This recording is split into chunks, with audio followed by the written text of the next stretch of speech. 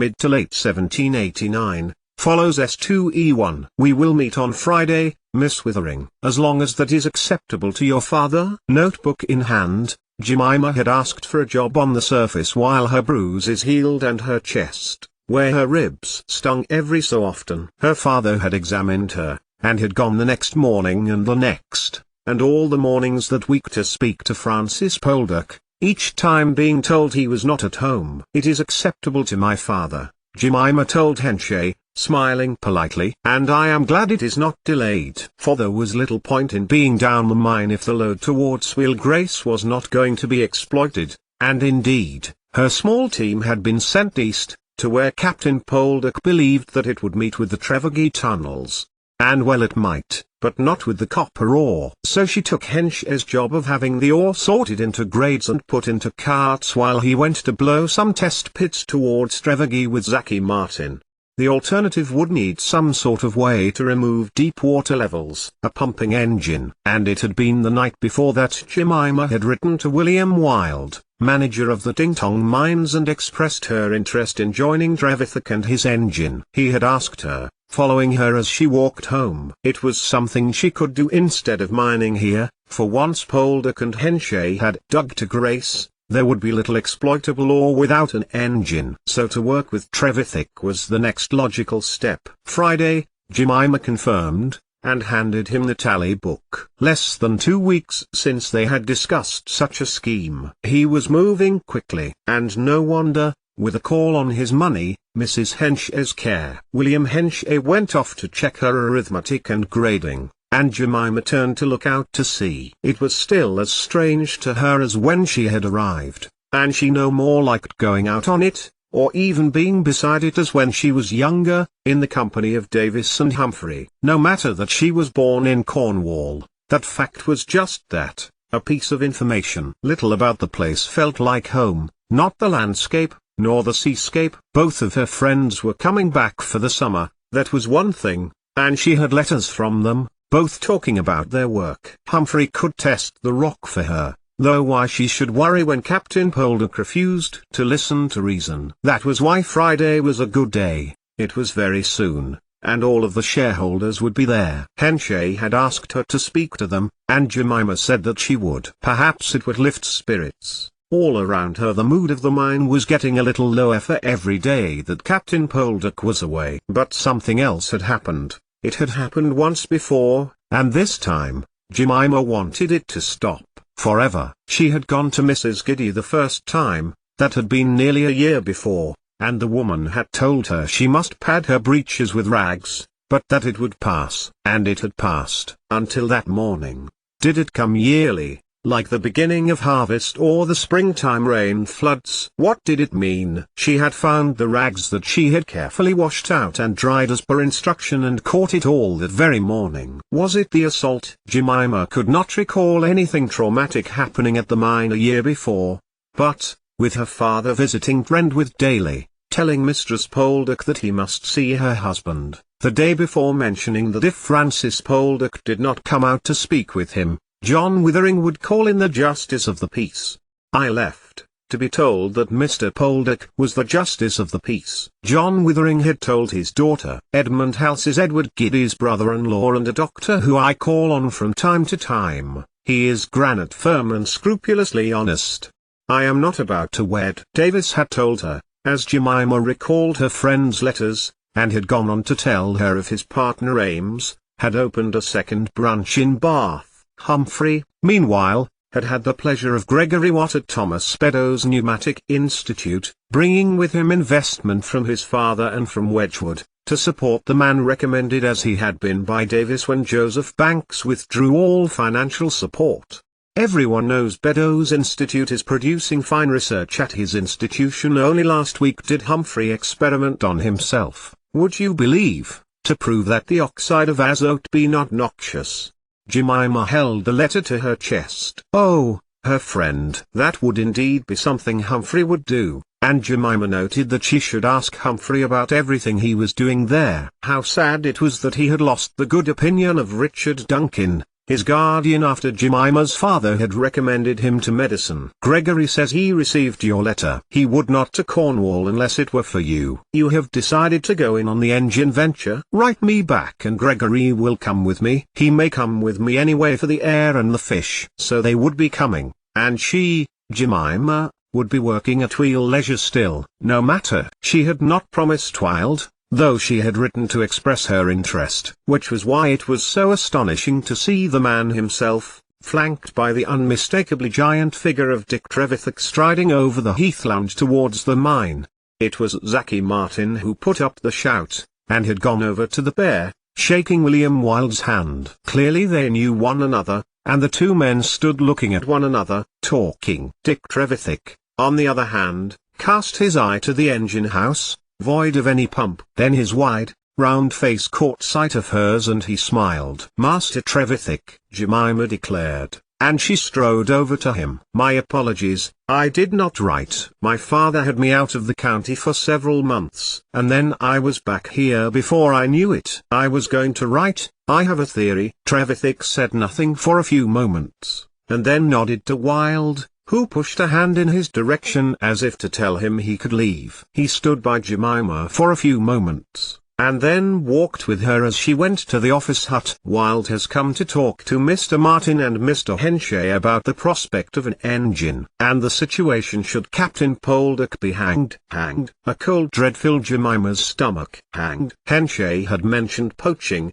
but Jemima realized she didn't really know the facts properly, and had never really thought about it all. It would mean the mine would close, or would be run by whoever was the major shareholder. For the first time, Jemima began to think about wheel leisure not as Captain Poldark's mine, but one which belonged to the people who own shares. If not Poldark, another manager would be found, like Bassett had William Wilde. Perhaps that was the reason for Wilde's visit. I would not have seen a letter, even if you had sent it, Trevithick continued, as he looked across to the mine shaft. Henshaw, who was still accounting Jemima's bookkeeping, was overseeing another cart of ore being dragged grass-side. My mother gives my father all correspondence, and he would have told me if you had written. Then I am glad not to have. Jemima thought. How strange, how odd that the young man, who must surely be 20 and is earning a wage for himself, working for Wilde as his own person, not for his family, could not manage his own letters.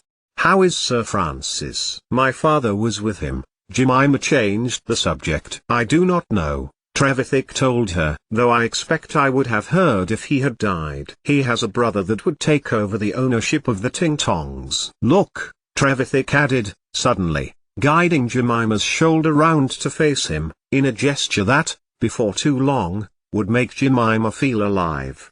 Wilde has come to ask about leisure, but he also wants to know if you will come to our mines. You may lose your place here if it ends for Poldark. A new shareholder to replace him may not wish to keep you, or any of the workers here.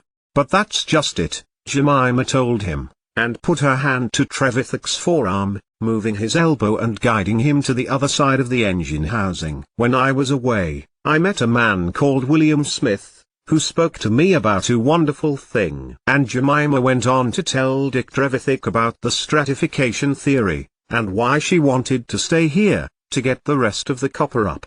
It's in line with the copper already found. That you found, and they wouldn't listen to you, Trevithick reminded her, words that she had told him when she had visited the Ting-Tong mines and his steam experiment. Will they listen now? He did not know about the shareholder meeting in a few days' time. Of course, you can have your pick of mines to try out your theory, Miss Withering, Trevithick continued. Radiant, which is producing a good deal of tin now, my father's mine, Treasury equally so. And if you must here remain, come for some days of the week to us. You can't be needed all the time. And there is Bull, who knows your peeply broken bar. They had got to the edge of the cliff by now, the sea tumbling about below them. Would you not come to us, Miss Withering? Trevithick's words were low, quiet, and spoke to her soul. She turned to face him. I want to, she admitted. I have a will to. You wish to set it right here before you do, he prompted. And that was it exactly. Seeing Henshaw daily was also doing her no good at all, and she liked Trevithick and she liked Edward Bull, And as he had just said, they were her people, engineers, more likely to listen to logic than the saturnine Poldark. "Can you show me?" "Show you what?" Hensha's voice, deep, accusatory, cut in. Jemima turned, and felt almost guilty, but for what, she did not know, for they were just two people discussing mining. Then Hensha smiled the smile that Jemima loved him for, generous, good-humoured. "Perhaps Mr. Trevithick would like to look below. We have need of a pumping engine that will combat deeper than the 50th. Hensha." "Mine, Captain," he told Trevithick. He put out a hand. Hensha took it. "My father speaks highly of you, Captain Hensha." Hensha stopped in mid-shake and stared at the young man's face. "Dick Trevithick?" His face beamed even more and he clapped Trevithick on the back. "You were so high when I last did see ye. You were gone out of school. Gave her mother a terrible fright." He clapped him on the arm. "Good to see ye, and you, sir," Trevithick replied. "You were mine captain for Mr. Poldark, Captain Poldark's father?" "Indeed I was," Hensha replied, laughing. "And we had a newcomer and a broken bar most inefficient." "And ye engine?" "Your father when last I did see him told me you were working wonders with your steam-powered engine." "I do not believe my engine will have power enough to drag out that deeper water level." "Not yet," Trevithick told him, as the two men turned towards the engine house. At the engine housing, brick built to withstand pressure failure, two working chains for lowering and raising ore. "I need to increase the pressure. It's what I am working on. And I would do it faster with Miss Withering here." "Oh, Miss Withering?" "She works here, Master Trevithick." "But I dare say Captain Poldark could allow her time to work with you, if it were in our interests." "Of course."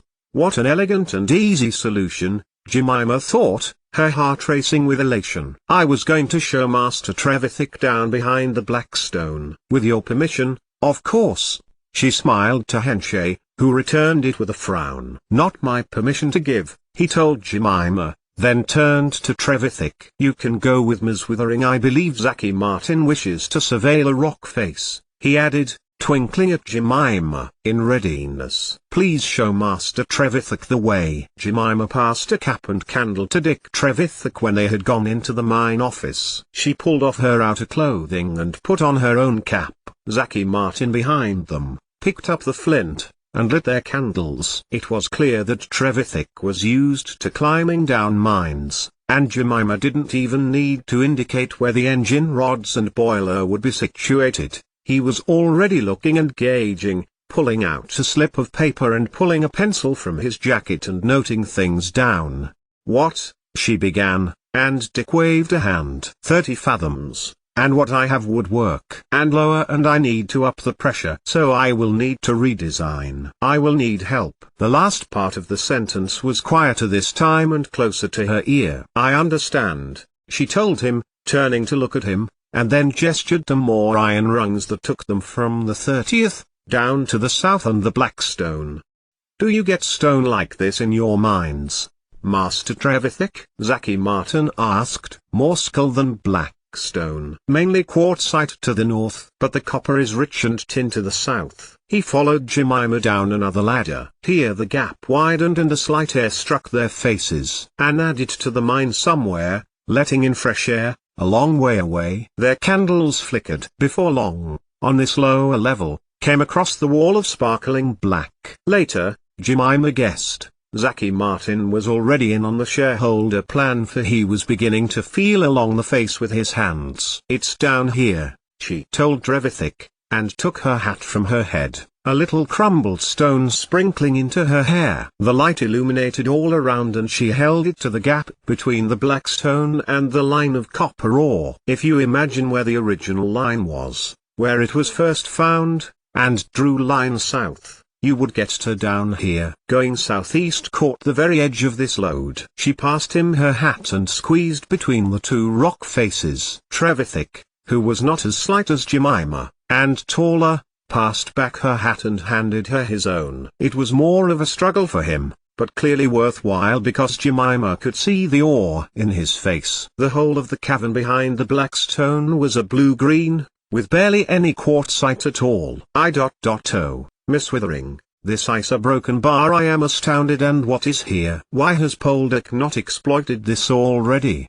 Because he wouldn't listen to me. At least this time I have a theory, and can explain it too. Jemima broke off. Captain Poldark, she finished, feeling her heart beat faster. She had nearly said it. 2 more days and she could address the shareholders. At least someone else could see what she could. It's no wonder you want to stay here, Miss Withering, Hiraeth told her. But if no one will mine it, Jemima pointed below her. It goes down at an angle. The engine house is directly above us, and as you said, we will need a higher powered engine to stop the whole of this from flooding. Then come with me, Miss Withering, he implored. I need you, and if you wish to apply your stratification theory to Bassett's mines you will be most welcome to. Master Hiraeth, Jemima replied earnestly. Look at all this copper waiting to get this grass side. How can I leave Captain Poldark now? She shook her head, conscious of the attention Hiraeth was paying to her words. But, I do feel that Hensha's idea will work. I could come for a day,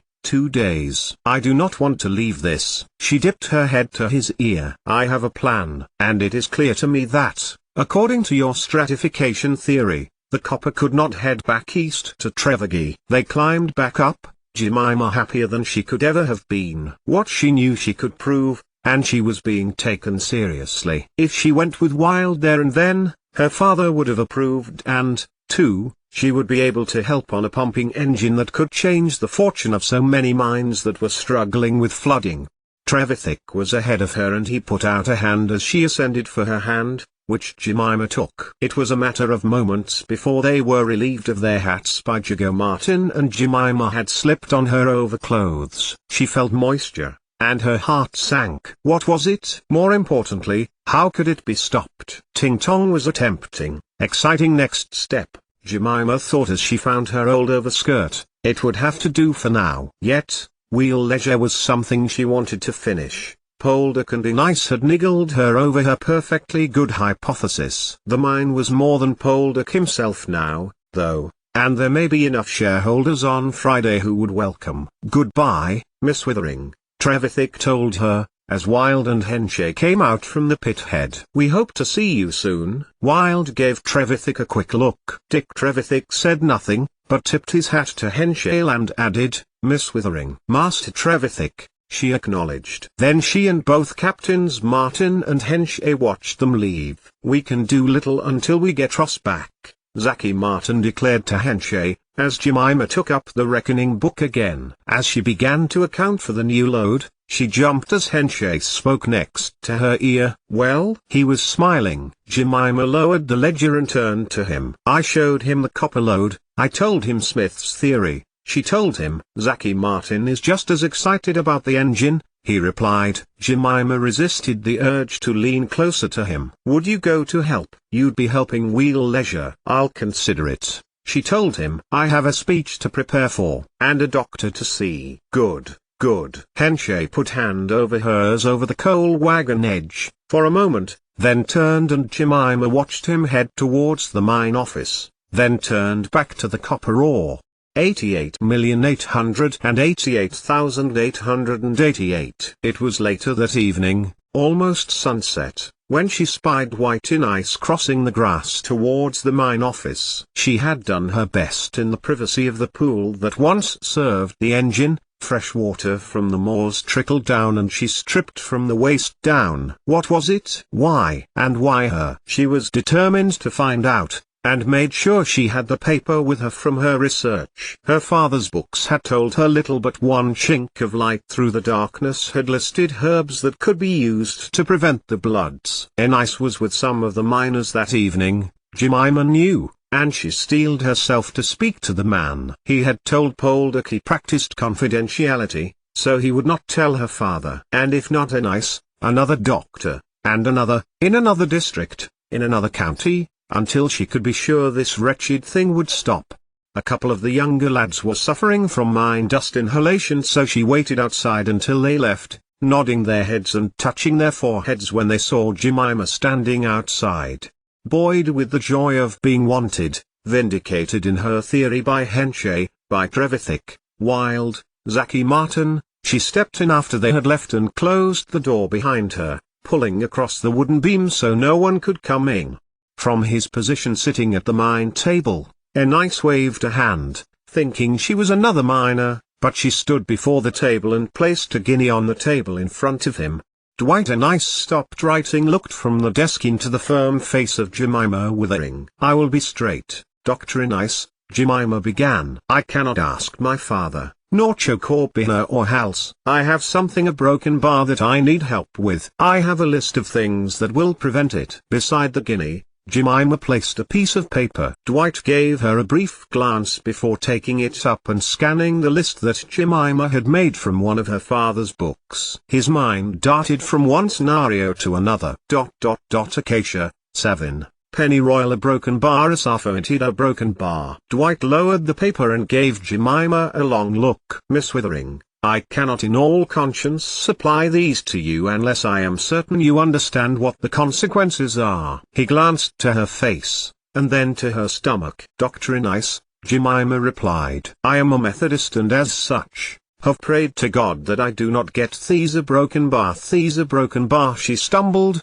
searching for words. "It happened first a year ago, and Mrs. Giddy told me it would go after 5 days, which it did. But now, it is back. I prayed it was gone, to never return, but I have it again. My father's books tell me these herbs will prevent it from coming back." "What?" Hiraeth asked. "This." She turned, slipping down her overskirt and outer trousers. Jemima had done her best to conceal her trousers and bind herself to prevent it, as she had tried when she went down the mine that day, but it hadn't been enough. "What is it, Dr. Hiraeth?" "The book said it is a woman's curse." "What have I done to cause this?" Hiraeth looked. Patches of red were staining her trousers. He tried to make sure he showed he was as serious as he could be, while all the time trying not to laugh. "Not pregnancy then, not seeking an abortifacient." The girl was 16, a broken bar 17. It was late on for her,